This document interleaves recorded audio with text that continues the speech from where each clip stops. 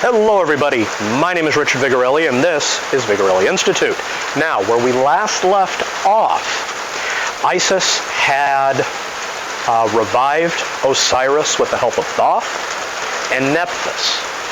And she was going to lie with him as man and wife one last time.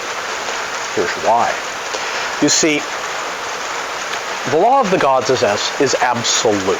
Even the gods must obey their own laws.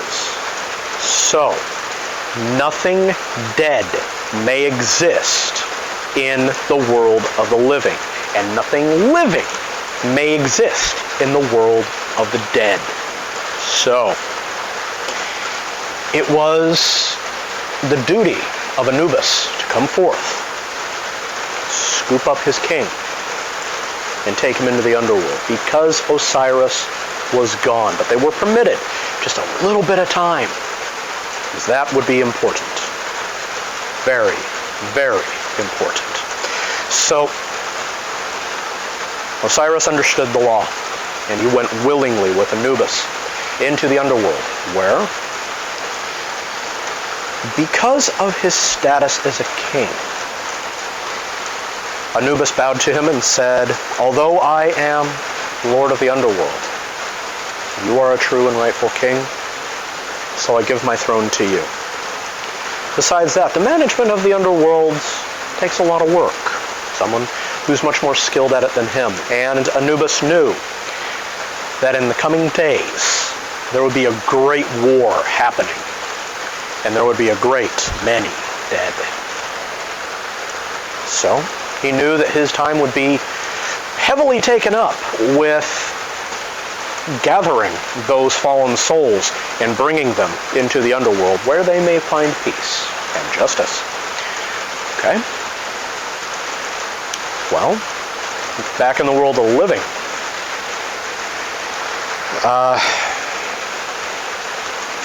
Isis was with child. Oh yes.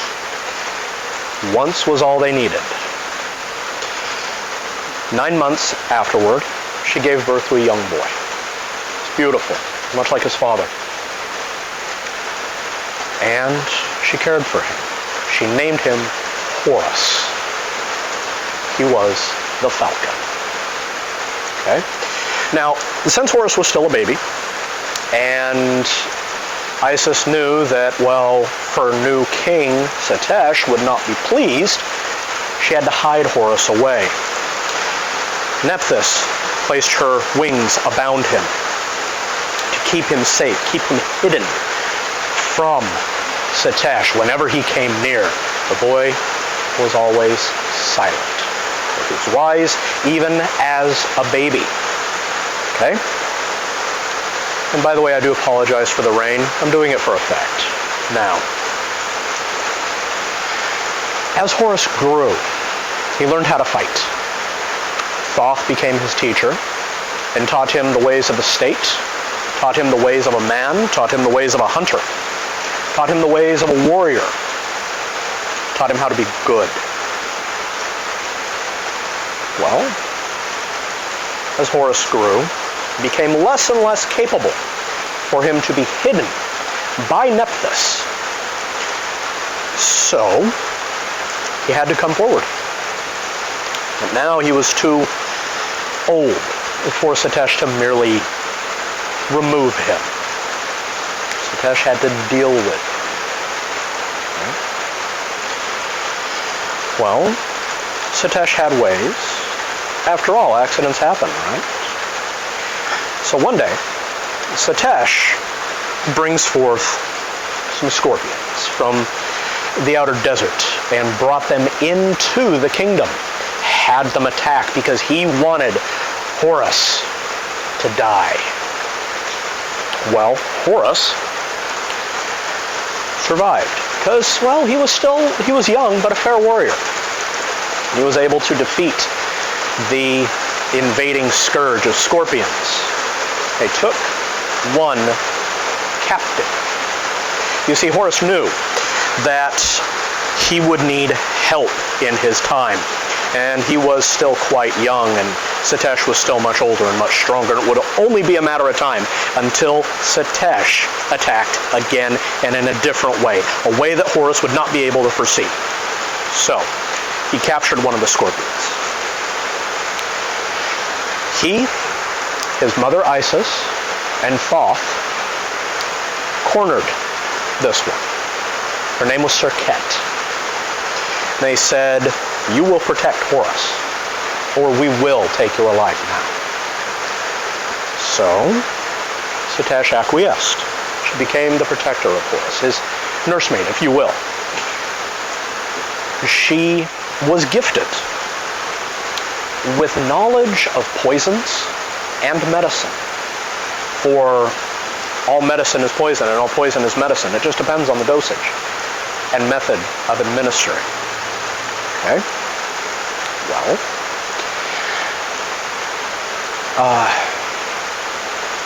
she was able to protect Horus because Setech attacked again. This time he sent an army after Horus. And Horus was able to defeat them. In fact, every single attacker he faced, he got stronger, more dangerous, better with his blade, better with his aim. None could stand against him. Well, Horus learned. Okay. Well, he confronted Setech after the battle was won. He said, "Why are you trying to kill me?" Setech said, "Because you are the son of my brother, and he was king, and I desire to be king." Horus said, "You should be protecting me. We should be friends. You're my uncle." Horus said, "Don't you ever speak to me." Setech said, "Don't you ever speak to me that way again, boy." And they fought. Well, Ra saw this, and he came down and parted them. He said, "That is enough. Enough. Tell you what. I will issue a challenge to you, the two of you, right? You are to go to the river, and you are to become friends. Now, the one who is superior shall win the challenge. Go." So they walked down to the river, and the gods were watching them. Well, they disappeared behind some reeds. And Setech said, listen, my nephew. Ra's right, we should be friends. Tell you what, we shall pleasure one another. Horus cocked an eye and said, "Really? Really? Now, what do you say? Perhaps we'll even have lunch. I have some lettuce here. It's my favorite food. Please, join me." So, Setech then set upon Horus and forced him to pleasure. Well, Setech caught the god's seed in his hands, and, Horus caught the god's seed in his hands and tossed it into the river. And then it was Horus's turn. He placed his seed upon the lettuce. He said, "That was fun, Uncle. Thank you. Please, enjoy your lunch." Setech consumed it. Well, the gods came around. Said, "So, I see the two of you are having a wonderful day. That is wonderful. What did you get up to?" "Well, we engaged in pleasure, my lord." "Did you? Tell me." So Ra said, "Will that of Setech speak?" And it reported from the river. Ra smiled. "Well done."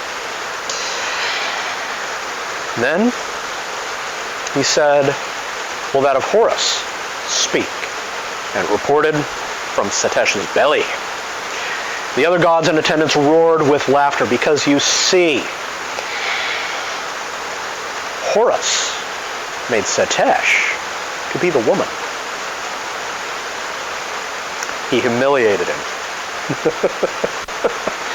Indeed. So, humiliated, Setech stomped off, vowed vengeance again to Horus. Horus joined the other gods in a laugh. And that night, he was drank and great with merriment. Well, a few days later, Setech walked up to Horus and attacked him, grabbed him by the throat and said, "I will have my justice with you." Well, said, as you please. They fought. Again, Ra appeared and split the two of them apart and said, no. No. Another challenge is issued. You will go down to the river, and you will cross it in a vessel of your own making. Now, this vessel must be made with stone. Horus smiled and said, very well, Lord Ra. So it shall be. Setech curled his nose and said, fine. He went down to the river and started building. Well, Horus was smart. He brought down a tree, hollowed it out, but took stones from the river and adhered them onto the side. Okay?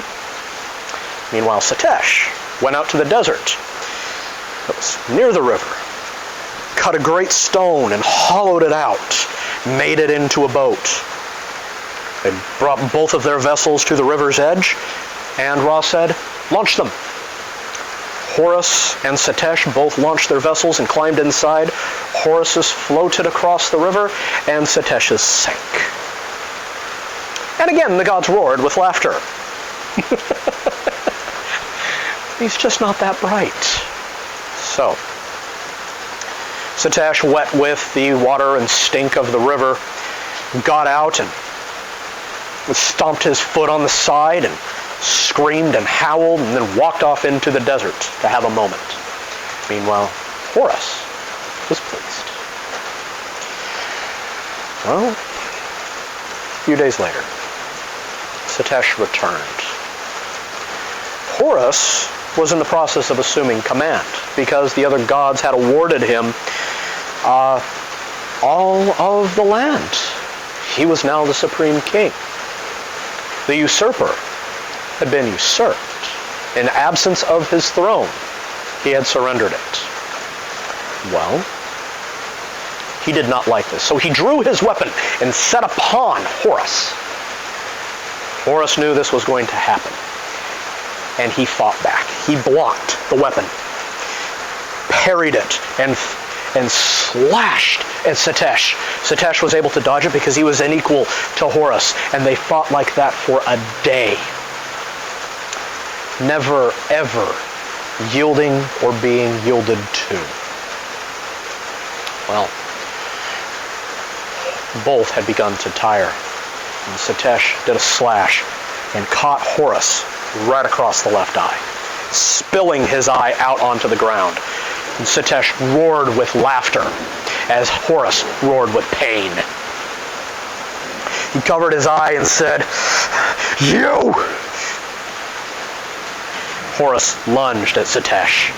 He beat him savagely, drew his blade, and plunged it into the usurper's chest.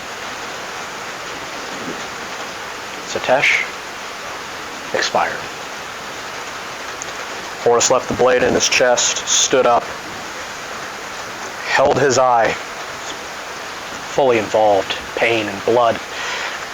Meanwhile, Thoth walked over and gently scooped up the remnants of Horus's eye,